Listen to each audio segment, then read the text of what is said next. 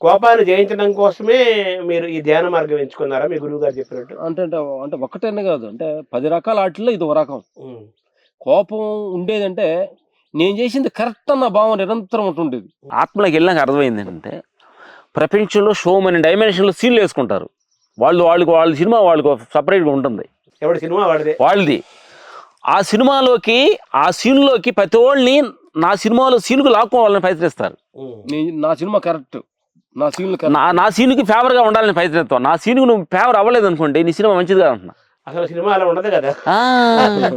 నీ నీ ఇష్టం వచ్చినప్పుడు సినిమా తీసుకోవడం జీవితంలో సాధ్యం కాదు కదా. సాధ్యం కదా. అందుకే మనిషి కోపం వస్తుంది. ఆత్మ పైనలోకి వెళ్ళి అప్పుడు ఏం చేసిందంటే, ఈ మధ్యలో ఏం చేసామంటే, మా సినిమాని టోటల్ కంప్లీట్‌గా డిలీట్ చేసాం. ఇంకో కోపం కూడా ఇంకో రకం కూడా తగ్గించుకుంటూ వచ్చేవాళ్ళు. అంటే పొగు షూటింగ్లో ఏమైనా తెలియకుండా కూడా కోపడుతున్నాడు, బాగా రావాలన్న ఆశతో కోపడుతున్నప్పుడు నైట్ పడుకున్నప్పుడు మా దగ్గర రీల్ లాగా మేము నైట్ పడుకోపోయింది. మార్నింగ్ నుంచి ఏం చేసాం మనం కానీ రీల్ చేంజ్ చేస్తానే పడుకోపోయింది. ఒక్క మళ్ళీ అలా మంచమే నెమిరేసుకొని ఊరి అక్కడ ఇది గడ్డ జరిగింది. రేపు పొద్దునే పోయి వాళ్ళకి సారీ చెప్పి రేపు నుంచి అది జరగకుండా సరి చేసుకుంటే ఇంతవరకు వస్తున్నాం. అంటే ఇవన్నీ మీకు ఎవరైనా చెప్పారా? మీ ధ్యానంలో మీరు తెలుసుకున్నారా? ధ్యానంలో మనకు అర్థమైపోతుంది. అంటే సాయంత్రం రాత్రి పనుకోబోయే ముందు ధ్యానం చేసినప్పుడు రాత్రి వరకు ఈ రోజు మనం ఏమేం చేసాము, తప్పులు ఏం చేసాము, మంచి ఏం చేసాము. ఎస్. ఎందుకనంటే ఇది చాలా మంది కూడా ప్రేక్షక దేవుళ్ళు కూడా అవసరం. ఎందుకనంటే ఒక్క మనిషికే ఇన్ని 84 జీవరాశుల కల్లా మన రీల్ చూసుకునే అవకాశం మనిషి ఒక్కడికే, ఏ జంతువు లేదు. మార్నింగ్ లేచిన కాడ నుంచి పుణుకునే దాకా మనం ఏం చేసామని రీల్ మన వెనక తిరిగి చూడగలిగితే, నేను 6 గంటలు లెగద్దాం అనుకున్నాను, ఈరోజు నేను ఎంతకు లేసాను. అర్థమైందా? నేను ఆఫీస్కి కరెక్ట్ టైం 9 గంటలు వెళ్దాం అనుకుంటున్నాను, ఈరోజు ఏ టైంకి వెళ్ళాను. 4 ఇడ్లు తిన్నాను అనుకున్నాను, ఈరోజు 8 ఇడ్లు తిన్నాను. ఎన్ని టోటల్గా అంటే తిప్పుకోవాలి. అట్లా ఒక్కొక్క రోజు ఒక్కోదాన్ని సరి చేసుకుంటే సరి చేయకపోవడం ఏమి లేదు. సరి చేయగలమన్న సంగతి భగవంతుడు మన శక్తి ఉంది. ఈ ప్రయాణం మొదలు ఎన్నేళ్ళు అయింది మీకు? ఈ ధ్యాన ప్రయాణం, యోగ మార్గం అంటే కొంచెం డీప్గా వెళ్ళబట్టి ఒక 15 years అయింది. 15 ఏళ్ళు స్టార్ట్ అయ్యి 10 years నుంచి ఇంకా డీప్. ఒక 5 years నుంచి అంటే పర్సెంటేజ్ తగ్గుతుంది. ఇప్పుడు ఒక 5 years నుంచి టోటల్గా ప్రపంచం, సంసారం, దేహం ఈ 3 టార్గెట్ పెట్టాం. అంటే మా ఫీలింగ్ ఏంటంటే కనిపించే సింహాలు 3: ప్రపంచం, సంసారం, దేహం. కనిపించే 4వ సింహం ఆత్మ. ఇప్పుడు మీ ఈ ప్రయాణం వల్ల మీరు ఏం సాధించారు? ఎక్సలెంట్ క్వశ్చన్ అడిగారు. చాలా మంది ధ్యానంలో కూడా కూర్చున్నప్పుడు ఏం సాధించాము అనుకుంటున్నాం. ధ్యానం అనేది సాధించేది కాదు గురుగారు. అంటే మాకు అనుభవం, అంటే అందరిలాగా మనం అంటలేదు. సాధించి వదిలేయాలి. కోపాన్ని జయించే ప్రయత్నం చేశారు. తర్వాత ఈ డబ్బు మీద కాంక్ష, ఈ పేరు మీద కాంక్ష ఉండేది, గుర్తింపు కాంక్ష బాగుండేది. అంటే పెద్ద దాంట్లో కూడా మన పచ్చాక తెలియాలన్న గుర్తింపు కాంక్ష ఉంటుండేది. అది ఉండాలి. ఎందుకంటే ప్రతి మనిషికి కూడా స్టార్టింగ్లో ఉండాలి, బిఫోర్ 50 ఉండాలి, ఆఫ్టర్ 50 డౌన్ అవ్వాలి. పరిమళం అంటే వాసన లేని పువ్వు, కీర్తి లేని మనిషి జన్మ అది వేస్ట్ అంటారు. అంటే ఆ కీర్తి కోసం మనం కాలిపోకూడదు, కీర్తిలో కాలకూడదు. కీర్తిని దూరంగా ఎంజాయ్ చేయాలి తప్ప కీర్తి లోపల ఇరుక్కొని కాలకూడదు.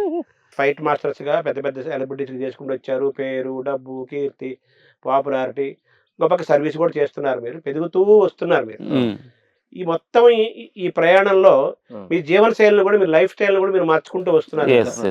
మీరు గతంలో మీ లైఫ్ స్టైల్ ఎలా ఉండేది, ఇప్పుడు మీ లైఫ్ స్టైల్ ఎలా మార్చుకున్నారు? మంచి క్వశ్చన్. మేము ఎక్సర్సైజ్ చేసేటప్పుడు 5 o'clock లెగిసేవాళ్ళని. ఈ ఆత్మ పైన వచ్చిన 5 నుంచి 3 గంటలు లేవటం మొదలు పెట్టాం. ఎందుకంటే మార్నింగ్ లేచిన కాడ నుంచి పుణుకునే దాకా ఎంతో మంది సాయంతో దేహం నడుస్తుంది. మార్నింగ్ లేవాలంటేనే ఎవడో లేపాలి కదా, ఆయన లేపాల్సిందే కదా. ఆయన కృతజ్ఞత ఫస్ట్. ఆ కృతజ్ఞత భావంతో అందరికి, ప్రపంచానికి మనకు ఒక బట్టను కొట్టాలన్నగానే మన వల్ల కాదు.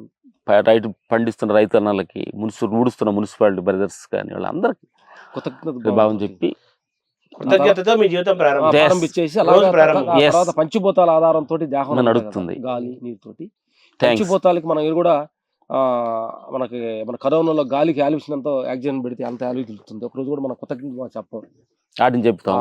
ఆ గాలికి కృతజ్ఞత భావం, గాలికొండ గుణం నాకు ఉండాలని కోరుకుంటాను. ఎందుకంటే సెంట్రల్ జైల్లో ఉండే ఖైదీకి నేను గాలి ఇవ్వను, ఒక మంచోడికి రామరాజులకి ఇస్తాను అని అన్నది కదా.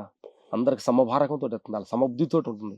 నీరు, భూమి, ఇలాంటి బుద్ధి నాకు ఉండాలన్న భావాన్ని ముందు కోరుకుంటాం. అమ్మ మీ ఇలాంటి గుణాలు మాకు ఇవ్వడానికి కోరుకుంటాం. పొద్దున్నే 3:30 నుంచి 5 o'clock వాటికి ధ్యానం చేస్తాం.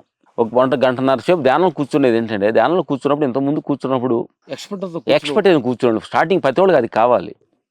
కృష్ణుడు రావాలని, గాల్లో తేలాలని, జీసస్ రావాలని, సిడి రావాలని, రాముడు రావాలని, గత జన్మలోకి వెళ్ళాలని, గత జన్మ అనుభవాలు తీయాలి, గత జన్మలో నేను ఎలాంటి వాడిని తెలుసుకోవాలని, ఇలాంటి కోరిక అనుభవాలు మేము రాలా. అంటే ఒత్తైన ప్రయత్నించాము, దాంతో రాపిడి వచ్చింది, సంఘర్షణ వచ్చింది. ఏం లేదు, ఆపండ్రా బాబా అంది. అంటే అంటే చెయ్యంగా మనలో దానిలో అనుభవం మనకు వచ్చింది అనమాట. గత జన్మలు లేవు, ఏ జన్మలు లేవు, ఉండా జన్మే నీ కరెక్ట్, ఇప్పుడే ఉండరు, ఉండదు ఏంది ఇప్పుడే చూడరు నువ్వు, నెక్స్ట్ ఏం లేదు, ఉండదు ఏం లేదు అంతా. ధ్యానంలో అనుభవాలు అంటే ఏం చెప్పాలి? నీకు ఒక భయం ఆలోచన వచ్చింది అనుకో, భయం ఆలోచన బయటకు వచ్చినట్టు చచ్చిపోయినట్టు, అది చచ్చిపోయిన తర్వాతే నీకు గుర్తొచ్చింది అది. అట్లాగే వచ్చి ఈ దేహం మనం జాగ్రత్త అవస్థలోకి ఈ దేహం వచ్చిందంటే మరణించింది అది. ఇప్పుడంతా మరణించే ఉండదు అనమాట. అంటే ఆ గుర్తింపు నీ బయటకు వచ్చింది మరణించింది అంటే ఈవినింగ్ నిద్రకు వచ్చేటప్పటికి ఇది మరణించింది అనమాట. మరణించటం పుట్టటం మరణించటం అది అనుభవంలోకి వచ్చింది. అంటే ఆ రెండింటినీ చూశారు మీరు, అనుభవించారు, పుట్టుకని మరణాన్ని. మరణం అనేది చాలా చాలా చాలా సింపుల్ అయిందని అర్థం అవుతుంది. ఎందుకంటే చిన్నదే, ఎందుకంటే రోజు పడుకొని లేస్తున్నాం కదా. మరణం అదే ఎక్స్ప్లెయిన్. ఇంకోటి ఏంటి గురుగారు, నిద్రపోయి లేచినట్టే. మరణం అనేది ఏంటంటే గురుగారు, పొద్దున్నే బయటికి వెళ్ళి మన పనులన్నీ చూసుకొని ఇంటికి వచ్చినట్టుగా ఈ చైతన్యం అమ్మని ఆత్మలో నుంచి బయటకు వచ్చి ఇలా అన్ని చూసుకొని మళ్ళీ అమ్మలో కలిసి నిద్రపోతుంది అని చెప్పు. అంతేగాని మరణం కాదు అది. మరణం కాదు అది. అమ్మ పుట్టింటికి వెళ్ళి బయటకు వస్తున్నాం. అంటే మామూలుగా మనకి గర్భగుడిలో దేవాలయంలో ఉత్సవ విగ్రహాలు ఉంటాయి కదా, ఆ తిరణాలప్పుడు పండుగలప్పుడు తీసుకెళ్ళి బజార్లో తీసుకొచ్చి. ఇప్పుడు పొగులంతా కూడా జాగ్రత్త అవస్థలు అలా బయట తిరుగుతూ వెళ్ళి సాయంకాలం పడుకొని నిద్ర అవస్థకి వెళ్ళిన తోటి అమ్మ వాళ్ళ సొంత ఇంటికి వెళ్ళిపోయి రెస్ట్ తీసుకుని వస్తున్నాం. పచ్చి గూటికి చేరినట్టు 5 to 6:30 ఒకటికి సూర్య నమస్కారాలు, కపాళి బాతు, ప్రాణాయామం క్రమం తప్పకుండా చేస్తాము. సాంభవి ముద్ర అది కప్పకుండా చేస్తాం అనమాట. వచ్చిన తర్వాత బొప్పాయి అంటే జ్యూస్ తీసుకుంటాం. ఏది క్యారెట్, బీట్రూట్, ఇది యాపిల్, తర్వాత బూడిద గుమ్మడికాయ జ్యూస్ కంటిన్యూగా, పుదీనా, కొత్తిమీర, కరివేపాకు, తులసాకు ఇట్లాంటి తీసుకుంటాం అనమాట. ఇదే అన్ని రకాలు నవధాన్యాలు ఉంటాయి చూడు, జీలకర్ర, పసుపు ఎన్ని కలిపిన ఎన్ని పౌడర్ చేసి అటు వేడి నీళ్ళతోటి తేనేసుకొని ఒక పూట ఒక్కొక్క రోజు ఒక చేంజ్ ఇస్తుంటుంది, మారుస్తుంటా రోజు. తర్వాత జీడిపప్పు, బాదం నానేసి, కిస్మిస్ నానేసి ఒక చిన్న కప్పులు తీసుకుంటాం. అది మ్యాక్సిమం అయిపోయింది అంతే. ఎప్పుడన్నా అంటే మళ్ళీ ఇవన్నీ బోర్ కొట్టినప్పుడు నైట్ రానేసి ఉల్లిపాయలు, పిచ్చిమిరకాయలు కోసి నైట్ పెరుగు నానేసి తాగుతాం. పెరుగు అన్నది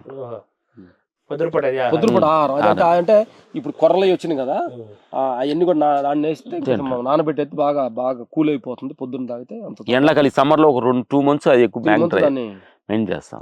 ఎన్ని గంటలకు అయిపోతుంది? 8 గంటలకు 7కి అయిపోతుంది. అంటే ఇది అంతా 7కి అయిపోతుంది. ఆ తర్వాత మధ్యాహ్నం లంచ్ ఎన్ని గంటలకు? 1 o'clock. అప్పటిదాకా ఈ మధ్యలో మరి 7 గంటలకు ఆకలి అవ్వట్లేదా? అలా అయినప్పుడు ఫ్రూట్స్ తీసుకుంటాం, ఏదైనా జ్యూస్ అలాంటివి తీసుకుంటాం. ఫ్రూట్స్ అంటే గ్యాప్ ఎక్కువ ఇవ్వాలి, ఫ్రూట్స్ ఎక్కువ ప్రాధాన్యత ఇస్తాము. ఆ తర్వాత మధ్యాహ్నం 1 గంటకి మ్యాక్సిమం షూటింగ్ రైస్ ఉంటే ఎక్కడైనా దగ్గర ఉంటే షూటింగ్ ఇంట్లో నుంచి ఫుడ్, ఆకుకూరలు ఈ 3 ఉంటే ఇంట్లో నుంచి ఫుడ్ తింటున్నాము. ఒక చిన్న కప్పు కినో రైస్ కానీ ఉంటాయి కదా సార్, సిరిధాన్యాలు నుంచి ఒక్కొక్క రోజు ఒక టైప్. ఏంటంటే మీ మధ్యాహ్నం లంచ్ లో ఏమేమి ఉంటాయి? ఆకుకూర, బీరకాయ ఇట్లాంటి, బీట్రూట్, ఇది ఎక్కువగా కొంచెం ఫిష్ పదార్థం అనేది ఎక్కువ ఉంటుంది. ఎస్. ఆ తర్వాత evening only fruits. Evening compulsory మేము ఈవినింగ్ 6 ఎక్కడ ఉండగా 1 hour వాకింగ్ చేస్తాం. ఎక్కడ ఉండ ఇలోనుగా మేమిద్దరం కూడా మాట్లాడుకోం. వాకింగ్ కూడా నిర్వకల్ప ధ్యానం అని ఒకటి చేస్తాం. వాకింగ్ లోనే ధ్యానం. ఎట్టంటే మనకేంటంటే గురుగారు, దీంట్లో ఇది కూడా చాలా మందికి అర్థం. నిర్వకల్ప ధ్యానం మేము చెన్నైలో భగవత్ మిషన్ లో నేర్చుకొచ్చాము.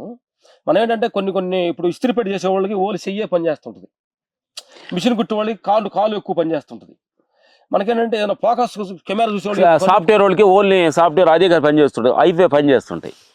అంటే వీళ్ళుండ పంచేంద్రియాలంటే ఒక్కొక్క పాటు ప్రాధాన్యత లేకుండా నడిచేటప్పుడు ఏంటంటే అన్ని సమభాగంగా పనిచేయాలి. చూస్తుంది కంటికి ఎంత కంటి చూస్తుంది, చెవు వింటుంది, బాడీ గాలి తగులుతుంది, వాళ్ళు నడుస్తున్నాయి, అన్నిటిని సమభాగం 20% అంటే ఏది కూడా దాని మీద ఫోకస్ పెట్టకూడదు.